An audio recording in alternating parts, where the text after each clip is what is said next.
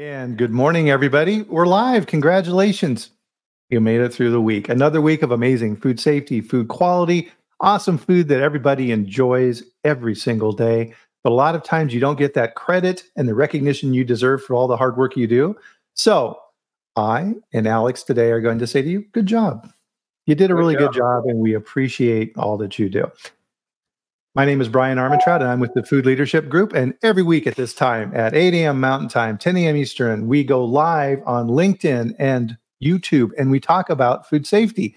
And I get to bring on amazing guests and have a conversation around that. And really, the star of the show is you, because we're here for you to answer your questions and hopefully convey a little knowledge on a particular topic. And that's always what's fun about this.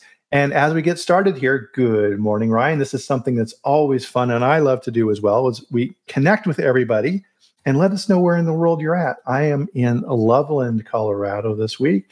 And Alex Hanley with the, let's see, your company name. I didn't write down. There it is. Navigate Food Safety. Yeah, I know. Brain fart. There's something crazy going on. Sorry about that, Alex. How are you doing today? I mean, it's like written, like, yeah, right there on the screen. Other way. There we go. Right there on the screen. Right there. So where are you at today? I'm in Prince Edward Island on the east coast of Canada. Now, are you East Coast time there, or is there are you far enough out where there's another time zone? I don't think so, right? There's only, so what's the I'm on Atlantic time zone. Yeah. So 11. The only thing that's farther east in North America would be Newfoundland, and they've got kind of a half-hour time zone, not a whole time zone. Well, really? So kind of like that's a weird little thing that I learned a few years ago. Is India is on a half. The whole country is a half hour off from everybody else, which is kind of weird. Look at it. This is awesome. All kinds of wonderful people filing in here this morning. So Carol, Morgan, of course, Maureen, Elena, Brent. Wow, look at this. This is awesome. Jose's checking in as well. Gotta love it when Jose is here. Amazing. So Jose recently won an award. An auditing award for his fantastic work. So Jose is always amazing on that side. And Alex is so surprised by this that he froze a little bit. There he is. He's back. Everything was perfect before we started, but that's okay. We'll figure all this out. So let's start with our coffee here this morning. I'm looking for some coffee here. So everybody join us for a ceremonial drink. Get that dopamine going. Fantastic. And of course, we wouldn't be able to start the food safety chat, Alex, without a dad joke. Are you ready for today's dad joke? Sure. Go ahead. What do computers like to eat? Chips. Chips, eh? Nice. I enjoy those way too much. Too much. So gosh, we've got a ton of material to go over here today. And what we wanted to talk about, and gosh, Alex, when we were preparing for this chat, I think we had a completely separate chat on our own, because we talked about this for pretty much an hour on all the different topics around this.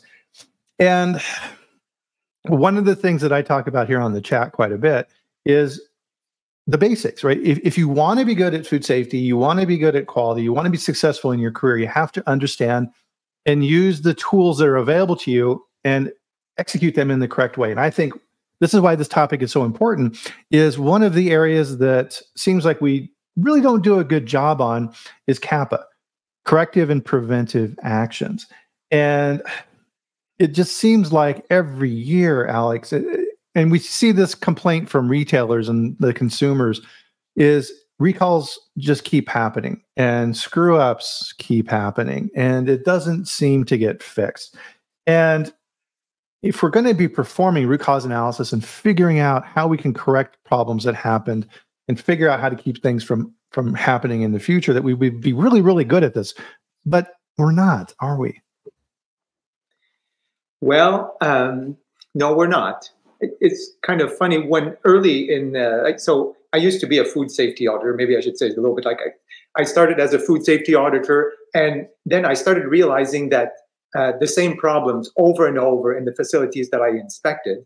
And I thought, okay, audits, like we're just saying, okay, like you're good or you're not good. We're not helping people make things better. So that's how I kind of shifted from auditing to being a like consultant. But really, it was not so much for the consulting as it was for figuring out how to help people go from here to here. Okay, so that was the big shift in my career.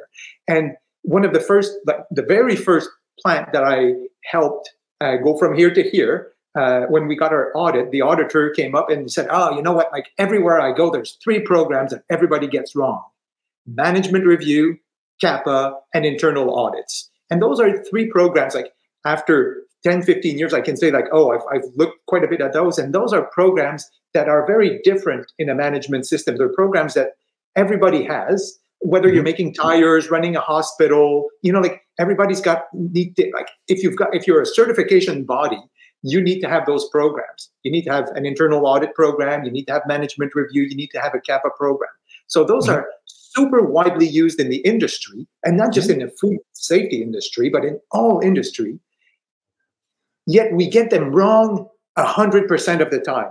And it was pretty funny because yesterday we had another webinar on this year CAPA, because it's an interesting topic, and it's going to take a little while to get it fixed. But I mean, that's what at Navigate Food Safety we're kind of committed to leading and doing everything we can to help the industry fix that. So we had a webinar, and Tammy Van Buren, who's a compliance manager at SQF, was on the call. And it was really funny because as we had a prep call for this. Well, I had a prep call, or a couple of prep calls, with Tammy and with the other people who were there on the webinar. And Tammy told me, "Oh yeah, like there's 3 programs that everybody gets wrong all the time." And it was pretty funny because it was exactly the same 3 programs.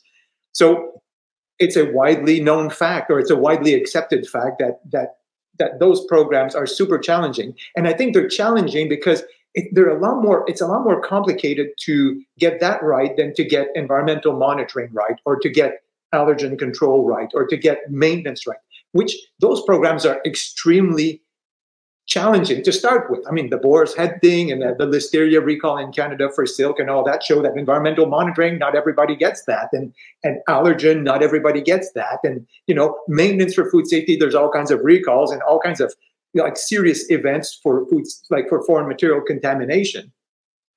But in my book, management review, internal audits, and CAPA are programs that are there to help fix the other programs. So they're even more challenging than the other, all the other 50 other programs that we deal with food safety. So I'm not super surprised at the state of affairs, but I think they've got a huge leverage. They're a huge leverage. That's why I think it's so important to fix CAPA. No, yeah, absolutely. And so Jose, this is why Jose Sabal is such a good teacher as well, is he teaches you habits and good practices. And one of the things that Jose has taught me, thank you, Jose, is to define terms. And we're seeing a couple of comments in here relative to that. So as we start our conversation here, Alex, how would you define those 2 terms, corrective action and preventive action? Well, I'll tell you, I'll not answer your question, and I won't answer your question, but it's a super interesting and important question.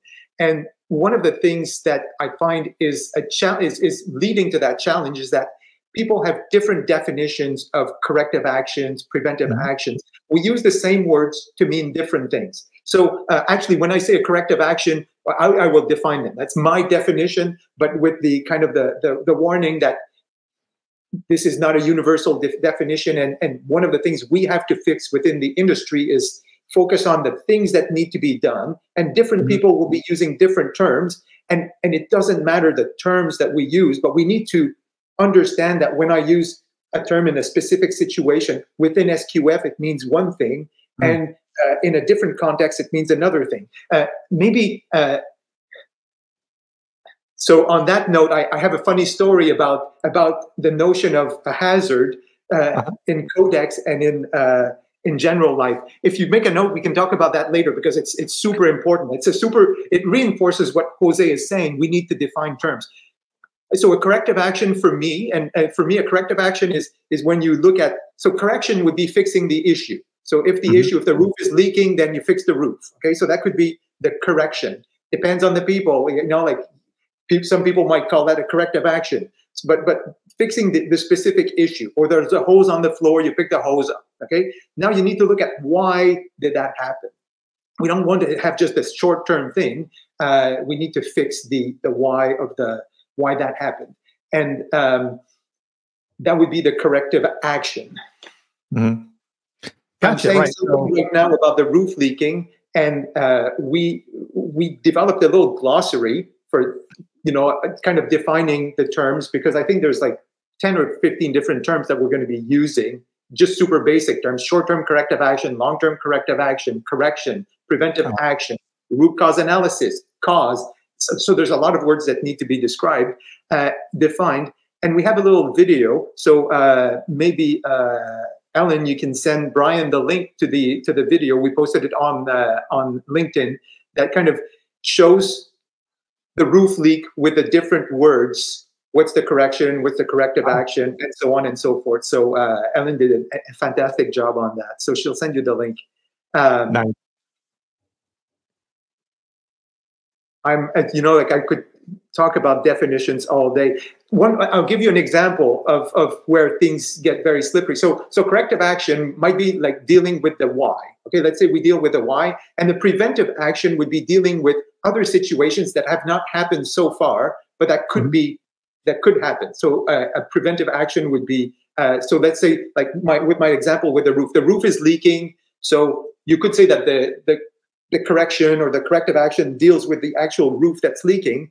But then you might say, okay, we haven't done a good maintenance on the roof for a while. Maybe we can take an infrared camera and see if there are other areas that are weak on the roof that need to be patched before they start leaking. And that would be a preventive action. So that'd be an example of, okay, we're not just fixing what this happened and waiting for the next thing to happen. We want to see what else is going to happen. So preventive. Right, and that's a good point, and I think that's why it's really important. And we're getting some really good comments here as well. Is that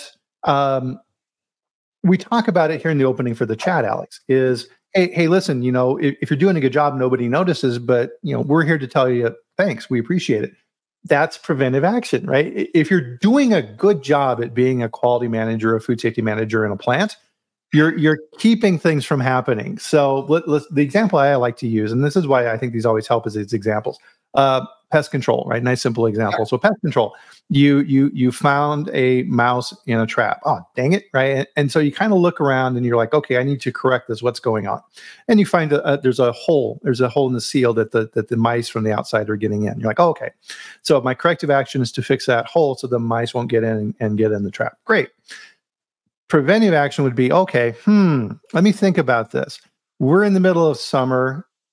Do I think that activity relative to rodents is going to pick up in the fall when the temperatures start going down and the mice are looking for nice warm places to be?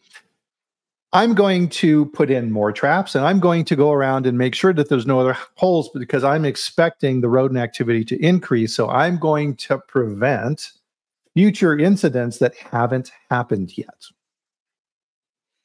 So, and that's a great example of a preventive action, and also a great example of how things become really slippery with our definitions, okay? Yes. Because you've got preventive action in the context of a program, in the context of a pest control program, and the whole notion of, like we say, preventive, but it should be an integrated pest management program. So like pest control is just like, it's, I would say old millennia, but I mean, it's just really, really old. So we integrate. So when we talk about an integrated pest management program, we integrate preventive methods, okay? So as part of that preventive program for pests, it's the same thing as a preventive maintenance program. We're preventing things from happening through our preventive maintenance program. So the word preventive is used in a certain way within a program, and then we have a preventive action within a CAPA program. And those are different things. They're not the same thing, okay? Because see how slippery it is. And Jose is totally right with saying we need to define terms. And within the industry, I mean, in the SQF code, they say CAPA is this thing here, or corrective action is this thing here. And then they say also known as corrective and preventive action. But whoa, we're saying that corrective action is this. This is also corrective and preventive action. It's the exact same thing. Where does preventive action fit in there? You know, so there's a bit of discrepancy between the definitions, and we just need to work it out. It doesn't really matter. It's not the end of the world. And that's why I say we need to look at what are we doing in a pest control program, an integrated pest management program. There's a ton of stuff that we're doing to prevent pest entry, keeping the doors closed, good sanitation, sanitary design. There's a million preventive things we do. But if I see an infestation, you know, then I need to have a CAPA. And when there's an infestation, in my book, it's critical. And one of the things we talked about yesterday is to say, okay, we need to layer on the levels of controls. Maybe a preventive action is a little bit much when you just find a hose on the floor, but maybe you need to have it when you have a major or critical. So that's one of the things we talked about quickly. But that preventive action is more than just saying, okay, let's go back to our preventive actions within the pest control program. It's kind of another layer, if you want. Quick note: when I froze earlier, I don't know if I'm freezing or not. I see you freeze a little bit at my. I can't look at the comments because when I did that, immediately you saw me freeze. Okay, so I'm going to let you. Do so that. I'll handle the comments here. So Ellen was very nice and put in the link here. I'll pop it up on the screen so you can see it. So there's the link for the CAPA piece of it, and there was a really good question here as well. Oops, where'd you go? Question? Did I get the right one? Wrong one. Hold on. Put that guy down. Is around AI. Where did you go? AI. There we go. Bryan asked a good question here. That and when we've done some shows on AI, and really, I think AI is very good. I think in the future at helping us with the mundane and the things that we don't want to do. And the example we've used is like hand washing, improving hand washing at the stations, right? You wouldn't want to, you don't have the time to stand there all day, but could you potentially use AI in the future to put a camera on that station and analyze hand washing characteristics to see if there's any patterns or things that AI could pull out, right? So looking at large chunks of data and then trying to figure out what's going on. Maybe. Yeah. I think AI is a super interesting. It's like you need to look at both sides. Like the thing about big data is, like the thing about controls is we see that controls can very easily become oppressive. If we're controlling things that don't need to be controlled, we are creating oppression and we are focusing on the wrong things. And I'm not saying AI will focus on the wrong thing. I'm saying whatever we use AI for, we need to have better understanding of what we're trying to do. Like I think AI can be layered after we get our act together, but I don't see us making good use of AI without getting our act together. Let's put it that way. So a necessary step is to get the basics right. And getting CAPA right and getting management review right and getting internal audits right. One of the comments during that the technical manager from Kima, who's done the webinar yesterday, he says, like, garbage in, garbage out. I think Tammy said the same thing. If we don't get good internal audits, you can't get good CAPA. This is a main input to your CAPA process. So until we do those things right, I don't know that AI can. I think a lot of intelligence is required before we can use artificial intelligence. Let's put it that way. Yeah, and that's been kind of the fear with people. Oh my goodness, it's going to replace us. No, it's not. Right? You still need the expertise. And as we've talked about, yeah, sure, AI. You can say AI, give me a food safety plan, but it's going to be terrible. It's going to be a terrible food safety plan. So you have to still have the ability to analyze it. You and I had some conversations about the food safety plan, and I think like you have. I really like your take on kind of the food safety plan is a tool, and really the food safety plan is used like it's in a way it's irrelevant. It's the way people use the food safety plan that's really important. And I know we've had some great conversations on kind of the different, like just breaking it down, like rather than making the flow chart more complicated and more complicated, you say everybody's got receiving and warehousing, everybody's got production, packaging, and then like warehousing and shipping. And if you just understand the risk there and you enable people, like you focus on making that work, that's not like AI is not going to do that. No, absolutely. So I think, right, and this is a great conversation, and how this then fits into what we're talking about CAPA. So number one is you have to understand what I call the rules of the game. So in this particular frame of reference that I'm using, so to your example, Alex, SQF or something like that, they have a particular model and a way of looking at it, and you have to understand that. You can cause yourself a whole lot of grief if you try and use a different model than what the auditor or the people evaluating your systems are looking at. So kind of keep that in mind when you're doing that. So with that, we'll kind of push forward on this. So why do you think, what are some of the main reasons why corrective and preventive action CAPA programs fail? What are you seeing out there? Well,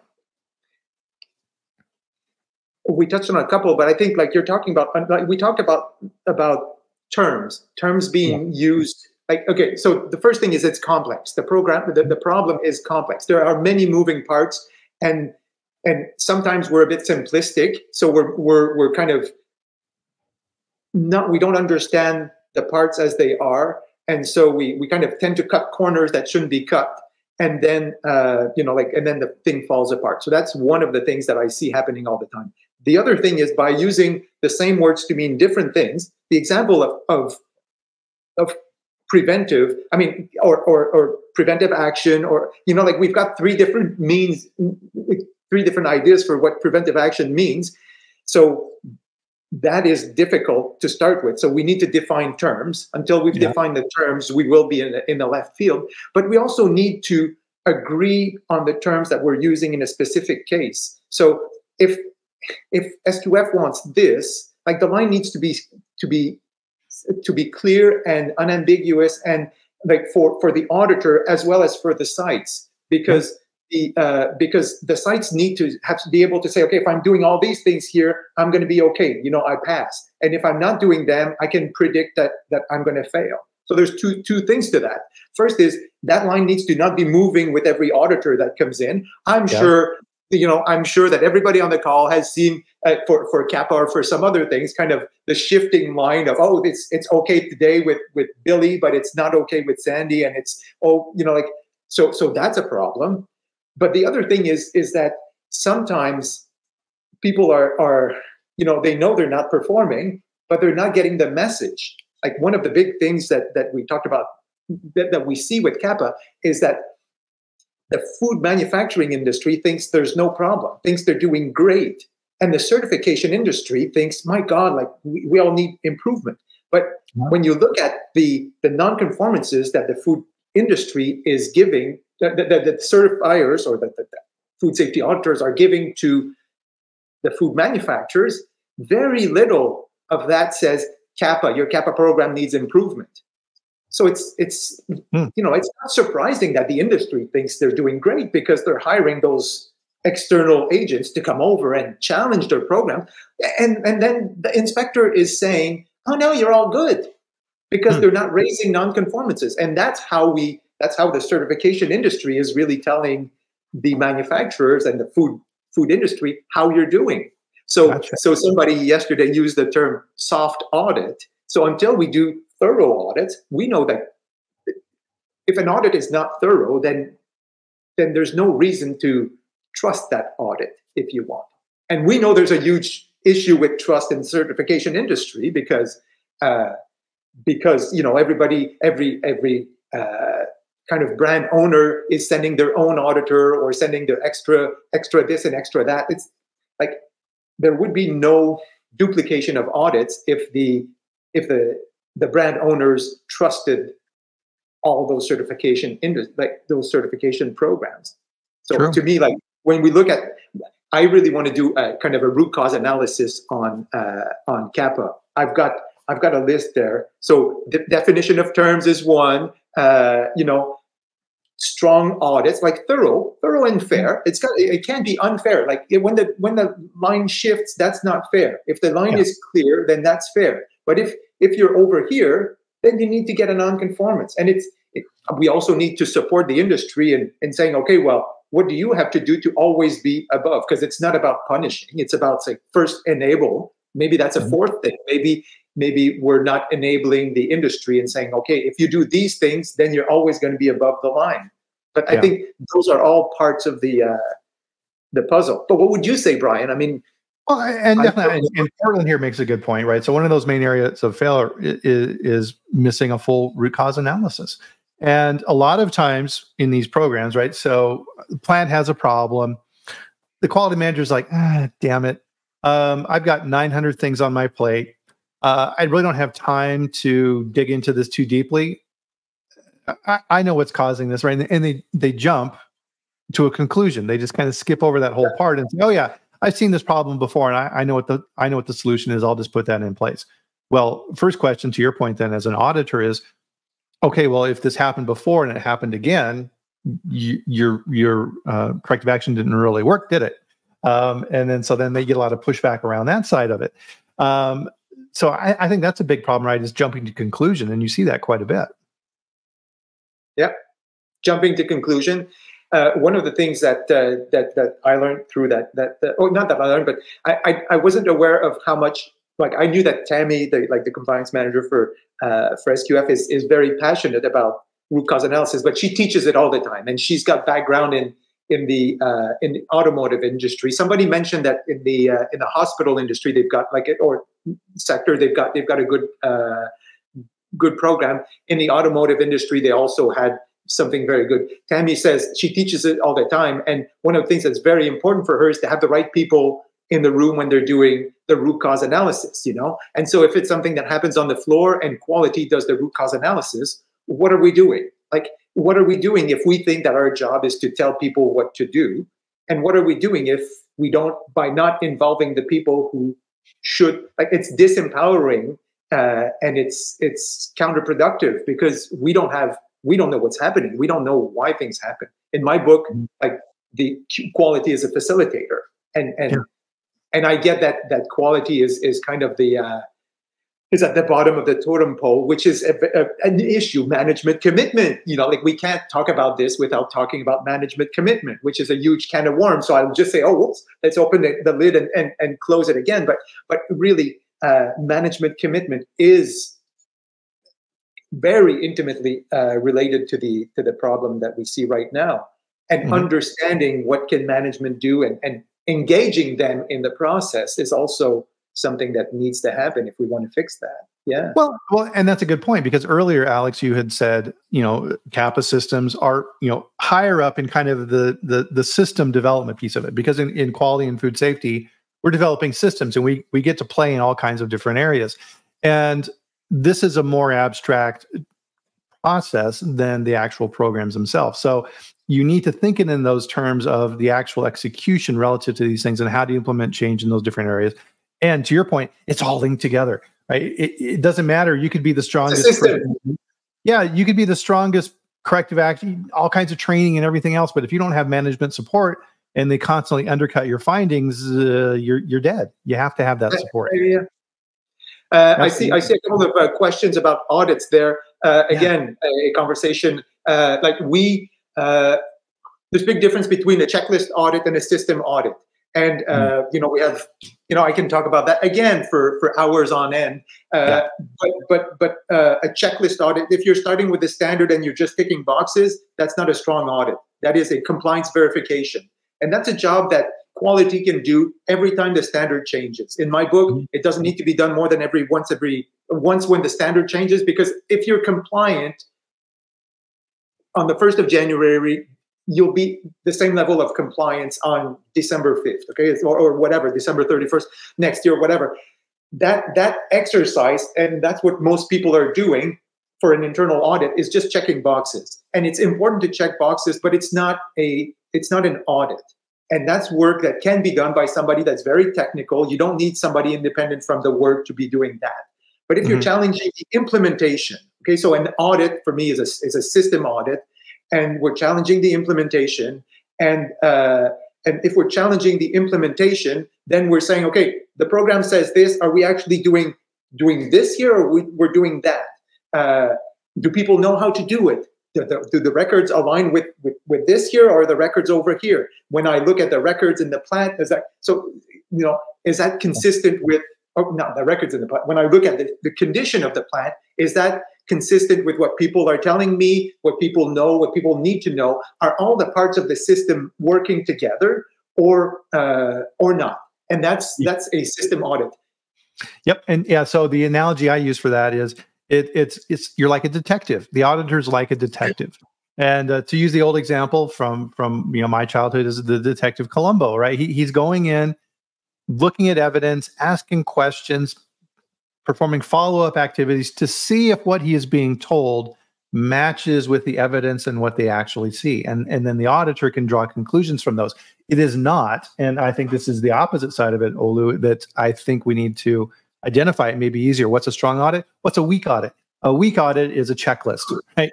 Yeah, the auditor says, okay, do you, all right, so the first element, 2.1.1, do you have management posters that are signed off? Yes, okay, check.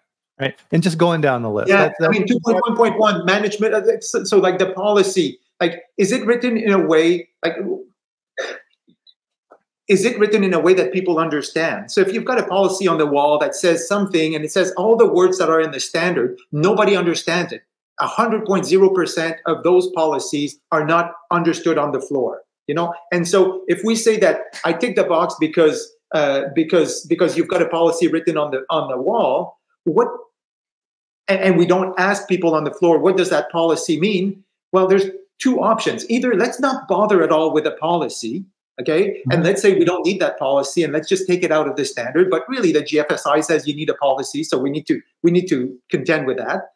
Or else, then let's write the policy in a way that people will understand it. And then when you say you're committed to food safety, people can say, yeah, well, that's what they're saying, but really they're not that committed. Or they can say, well, I'd like it if they fix that chair over there, but that's not really the commitment to food safety. What they said they do is 1, 2, 3, 4, and I'd like them to do 5, 6, 7, 8, but really at least they're doing those 4 things. Because, Yeah.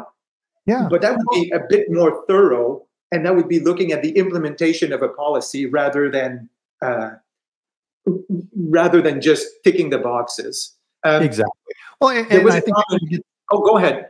Oh no, I was just going to, kind of tie this in with some of these excellent comments we're getting here, which is auditors, just like everything else, you need to understand where to properly dive in and where to investigate, and that's where good auditors earn their money. And it's kind of the same with what we're talking about here. Back to our corrective and preventive actions, is the other side of that where I think people fail relative to these programs is they try and do this on everything. And that's not the point either. You need to identify those corrective actions and those things that require investigation and follow-up. Like to your example, Alex, broken chair. Fix the chair, right? You don't need a corrective action on why the chair broke. Exactly. And do we need different chairs and all? No, you're going to bore everybody to death. So my example on this is in past companies I've worked at, we had what we call a quality alert. So if you work in a big food company, you have all kinds of information coming from consumers, good information, bad information, upset customers, and you got to sort through all this information.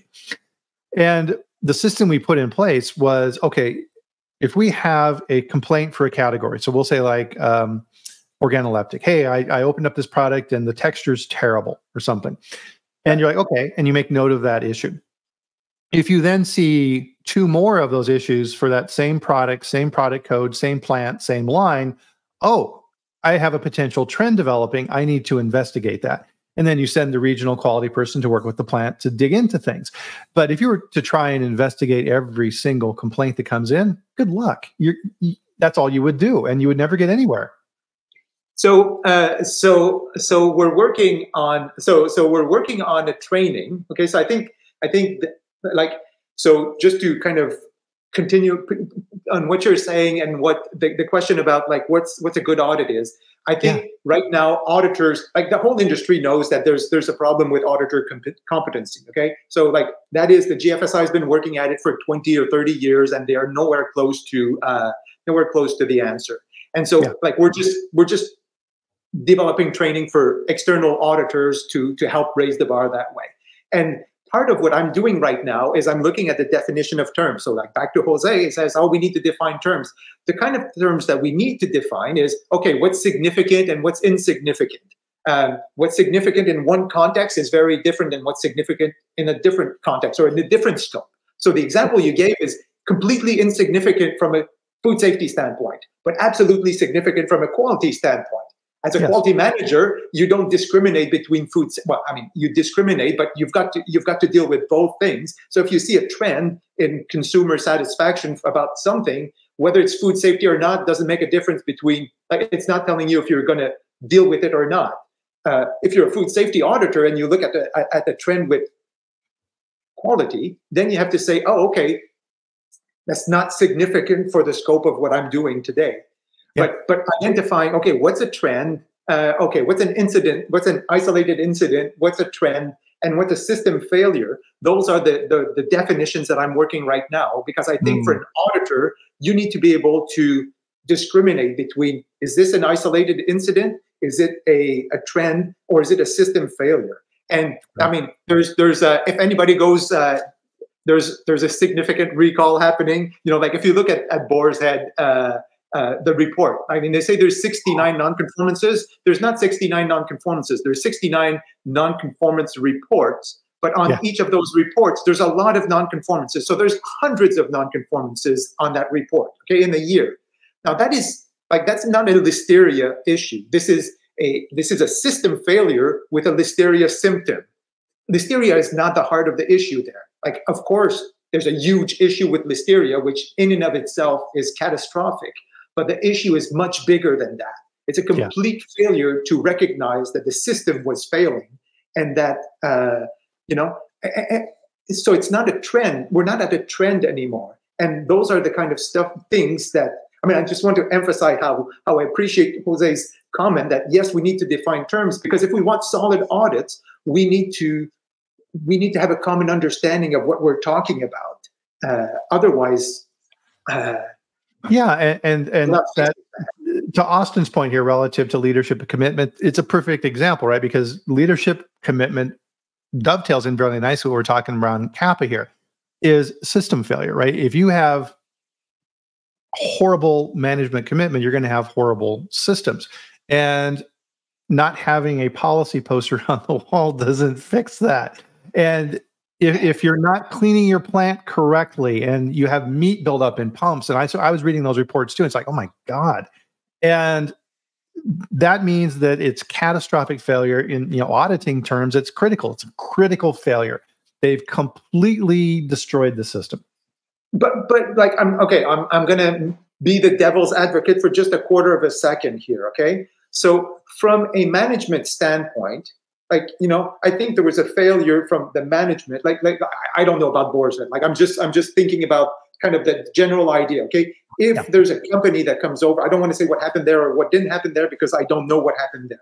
But let's say I'm a food manufacturer and I get a certificate for whatever. Okay, I've got my GFSI thing, and they're telling me that I'm good enough. So I'm thinking, okay, safe. I'm thinking safe is here and certified is there. Now we know that's not true. We know that you can be certified and not be safe. Okay, but for a manager like that, that makes no sense. Like, we need to have a system where people are certified, they're always safe. Okay, so like it's harder to be certified than to be safe. But also, if every day, like you've got the FSIS inspector that are in place, and they're giving you corrective non-conformances, but you fix them one at a time, and it's kind of just like the game that you're playing. Okay, you find a problem, I fix a problem. You find a problem, you fix a problem. You like the management becomes kind of used to that dynamic, and they think that's normal. So their concept of normality becomes completely abhorrent to us. And I'm not defending that concept. I'm not saying that's a good idea. I'm saying we need to do a better job, and the government in that case needs to do a better job. You shouldn't wait until there's 70 non-conformance report to say there's a big problem happening here. So I think management commitment most definitely is an area where we need to dig, but it's more complicated than pointing fingers. Yeah, absolutely. We need to understand what's going on. Yeah, and this gets into these common areas of failure, right, that we were talking about. So no training, no support, you're on your own, you don't understand the system, all these type of things, to your point, contribute to overall failure.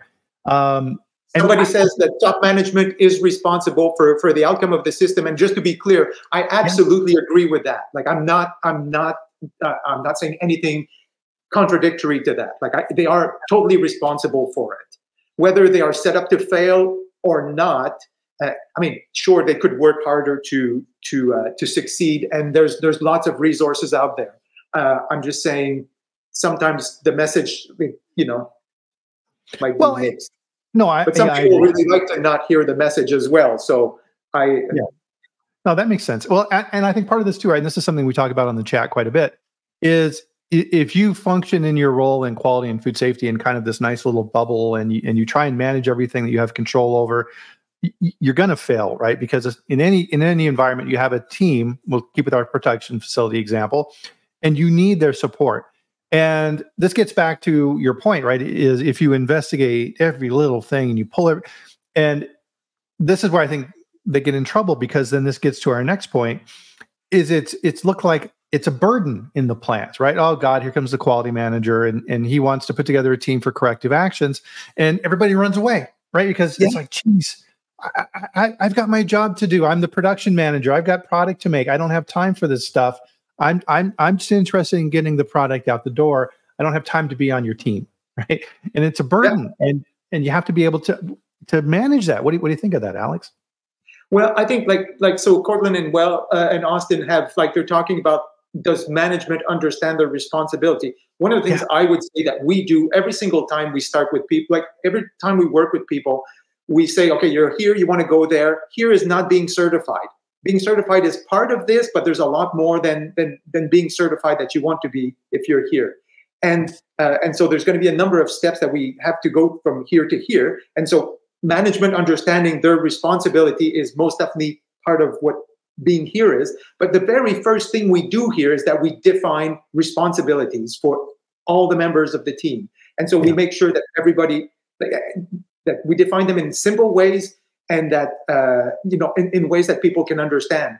And so saying that the top manager is like the captain on the boat, and the captain on the boat, they're responsible for knowing where the boat is going, and that's just linking to KPIs and what is safe and all that kind of stuff.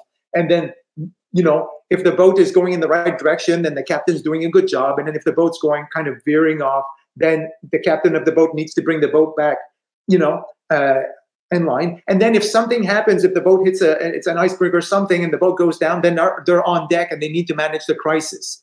And so understanding what is safe is most definitely their job, and their management team is responsible for keeping the boat on track. In other words, it's not quality's job to make sure that the food is safe. It is the top manager's job to make sure that the food is safe. So just like and that needs to happen from the very beginning.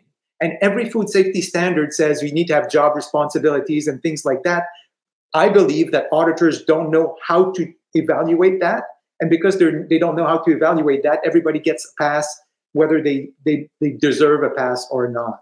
So, right. Well, and so I would add an and to that, right? So our job within these systems is to teach them and show them and their responsibilities as senior management in that facility. And it's that hierarchy, right? It goes from the operator to the supervisor to the department manager to the quality manager to the plant manager. And all of those different groups are responsible, and they all have different levels of action that they can take relative to that. And the plant manager needs to be absolutely involved in those processes and understand their responsibility. That is, it's like the Park Doctrine on the legal side. The CEO of a company cannot delegate the responsibility of food safety to subordinates. That responsibility stays with them. And if it's indefensible for the CEO of a company to say, well, I didn't know this was going on, but it's that quality guy's job over to fix it. No, unacceptable. It's your responsibility. Yeah. And they can delegate some aspects. They can say, okay, I've got a facilitator, somebody who's responsible for informing me of what's happening, somebody who's responsible for putting programs in place.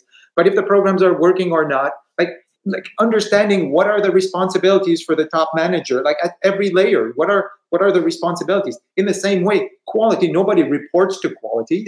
Production's got a big budget, maintenance has got a big budget. So who has an impact on food safety?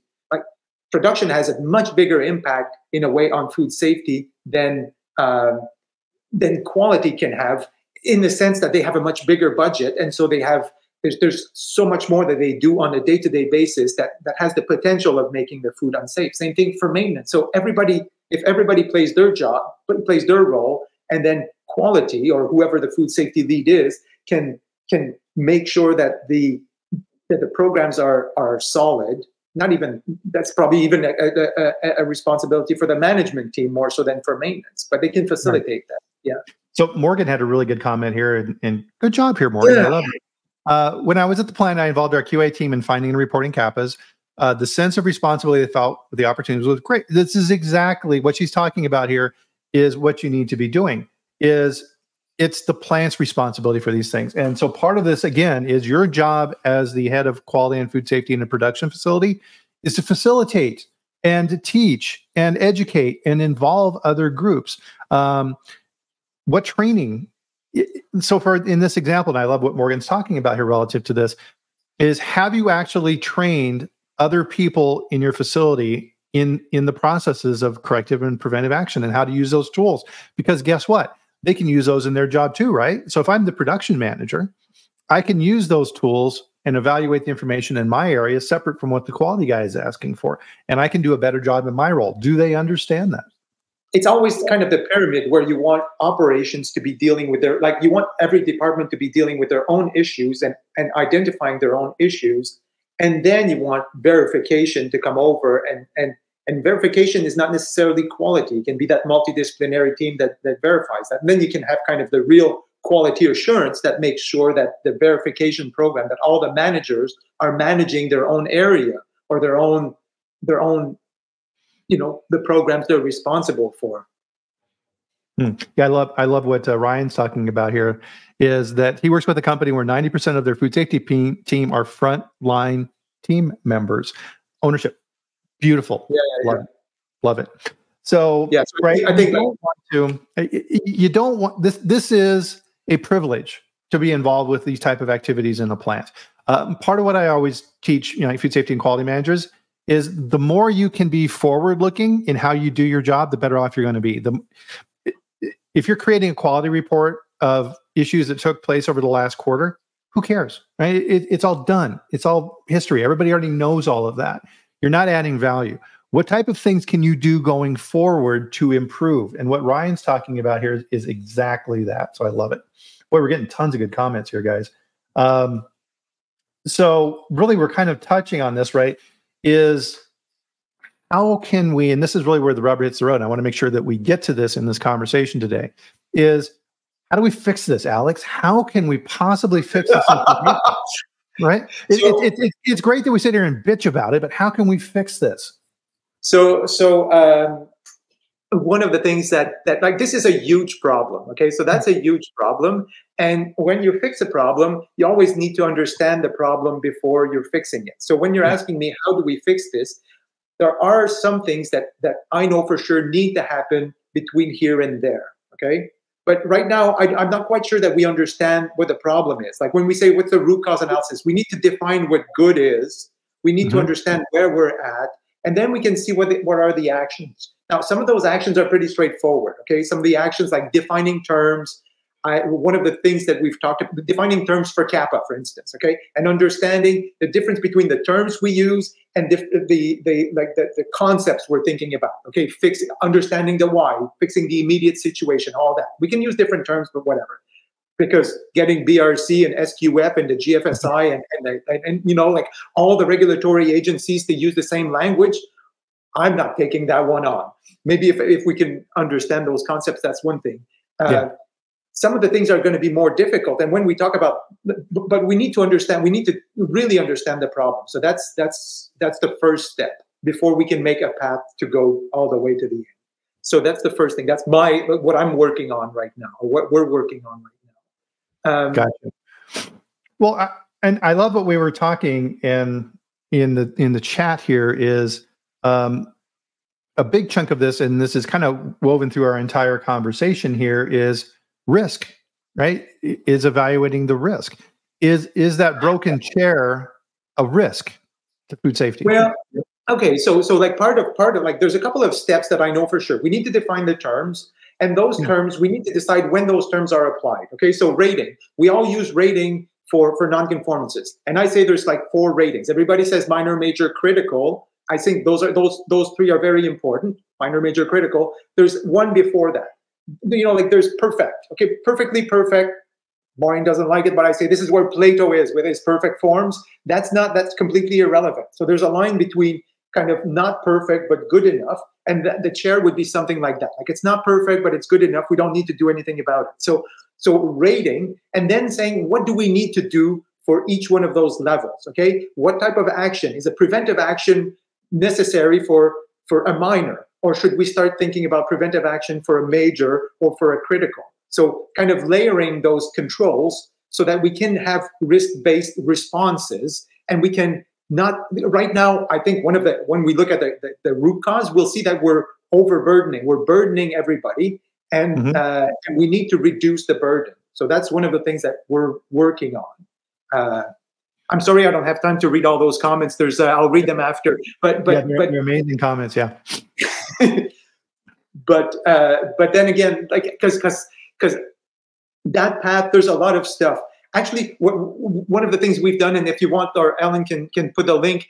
I think what we've set up a little kind of community so that we can continue that conversation, because the conversation is not going to be done at the end of this talk. Unfortunately, I'd love it if we could fix it all today, right here, right now. But I think part of going from here to here is to have a conversation and kind of really understand what's going on and get a lot of people involved.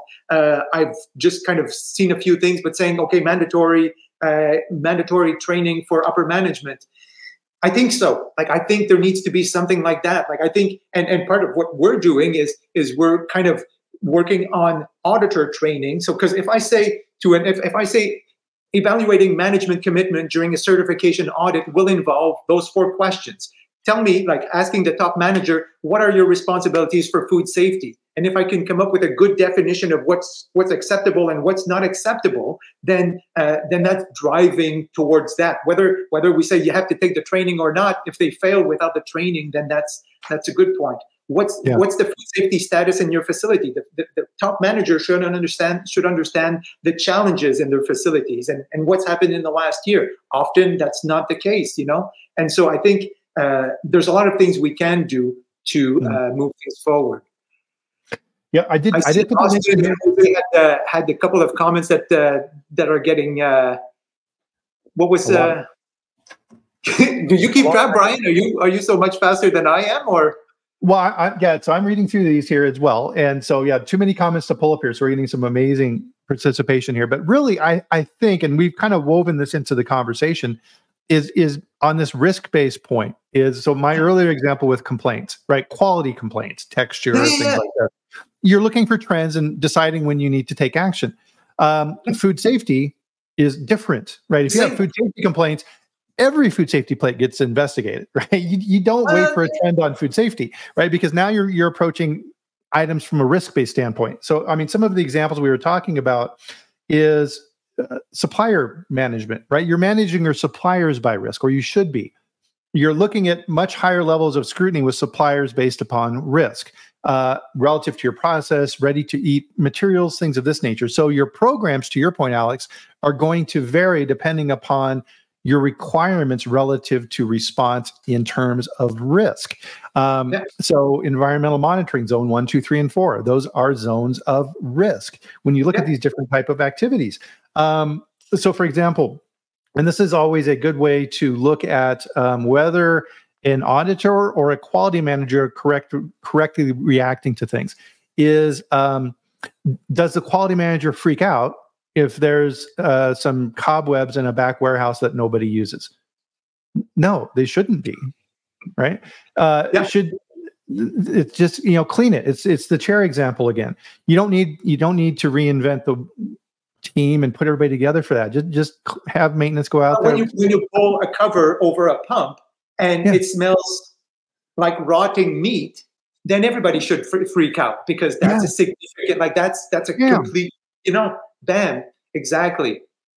And you need to be thinking about it in those terms is, I love these conversations. This is fantastic, but we're running out of time now. I want to make sure that Oh, all right. So part of my role in this is to, at this 5-minute mark say, whoo, okay, we need to summarize, and we're already at that mark. So let's kind of bring this back up to the 30,000 foot level, Alex. Is relative to our conversation today, what would you like people to leave with this? What are you thinking? Well, clearly, that's a topic that is that everybody agrees that is super important and super interesting. And we're not going to solve it today. I'd love to come up with the solution, but really, what we're working on first to define what we're going to be looking at what's happening here. We're starting to put a few tools on a map, kind of on a path to get it all fixed, and define what that good thing is, so that we can all shoot for that. That's what we're doing right now. If you want to see, we've got, if you look at LinkedIn, we're posting regularly on this.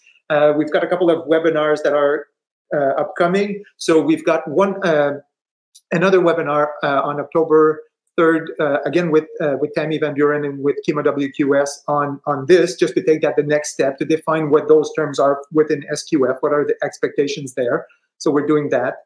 We've got a webinar on environmental monitoring, and there's no doubt we're going to be looking at risk, actually integrating risk formally, not just saying, oh, it's a risk-based thing, because that's what everybody does, but saying, okay, specifically, how do you integrate risk in your environmental monitoring program? We're doing that, again, with Kima, but with BRCGS, that one. And I think we've talked about maybe our next chat in November, we could talk about environmental monitoring. I'd be surprised if we didn't weave environmental monitoring and CAPA together, because that is very important. But all that's happening, and then everybody, I'll go through all those comments after, and maybe follow up on a few. So thank you so much for all those good comments. And if anybody's interested in being part of that conversation, then we've got there's a link over here on the little platform that we've put together, where we're going to kind of try to concentrate our resources and our efforts, because I think it's gonna I'm afraid of that conversation building like that, and I want to be able to kind of build and then bring it back to something that's digestible. Exactly. So those are my parting words. Here's that link to that so group much again. For having me, Bryan. Yeah, and so here's that link again, and again, this is a free activity. So go and sign up for that, please, and join that community, because there's a lot of conversation around it. And kind of what I'm taking away from this today as well, Alex, is what we think is a pretty straightforward activity. You've got a few lines in the standards that talk about it, not a lot. Exceptionally complex. Exceptionally complex. Very complex. And if you're gonna fail if you try and take this all on yourself. And I see this time and time again, right? Where quality people think that this is theirs and it's their responsibility to do it, and they're going to harass and bother and beg and plead and yell and whatever they need to do in their facility to get this done. And that's the wrong approach. You're going to burn out, and you're not taking the right approach. So it's kind of like your internal audit processes. If you're the head of the quality systems and you're the quality manager or whatever, and your job with the internal audit process is not to be the auditor. Your job is to lead the audit team. You need to have a group of people in your facility who are trained, who understand how to audit, who create corrective actions, who follow up on those activities. You are then managing that activities. Your job as the quality person in a production facility or a company or whatever, your job is to manage this program. And so often, right, we talk about it on this chat all the time. Technical skills, people skills, right? Really what we're talking about here relative to this is the ability to be able to influence and persuade in your organization. Critical, absolutely critical. You need to be able to work with the management team in your facility and say, all right, here's what we're doing. Here's why we're doing it. Here's the outcome we're expecting. To your point, Alex, here's where we need to be relative to this bottom basic metric. And that's not where we want to be. We want to be up here. How do we get there? And having these conversations today is a microcosm of the conversations that should be taking place in every frickin' plant, and they're not. So I want to completely agree. And to add one thing to that, I think we had a great conversation, and thank you so much to everybody that contributed on the chat, because I think part of what is needed to go from here to here is for people to join in and for us to all have those conversations. So I think that's paramount, because if we want to implement what you're talking about, kind of for me, it's going from the role of a technical expert, quality as a technical expert, to quality as a facilitator. And that is a huge shift that needs to happen. And 100%. So to be continued, everybody. And this is why I love having you on the chat, Alex. You're a font of information, and it's always an amazing conversation. And the comments in here and the participation was fantastic, and that's a testament to that. So thank you for everything that you do. Really appreciate it. Well, thank you, Bryan. And thank you, of course, to everybody else. I'm sending the exact same your way. Thank you very much. Chat. Whew. Awesome. And so with that, guys, we're going to close out the chat here for this week. Fantastic chat. And of course, next week, we'll be back with another amazing chat and another expert in food safety and quality assurance for our next food safety chat. So of course, the same time, 8 a.m. Mountain, 10 a.m. Eastern on LinkedIn and YouTube, where we live stream. And thank you, everybody. In the meantime, enjoy your weekend. Have a great time. And we'll do it all again next week. Thanks again, Alex. Thank you, everyone. And we'll see you. Have a good one.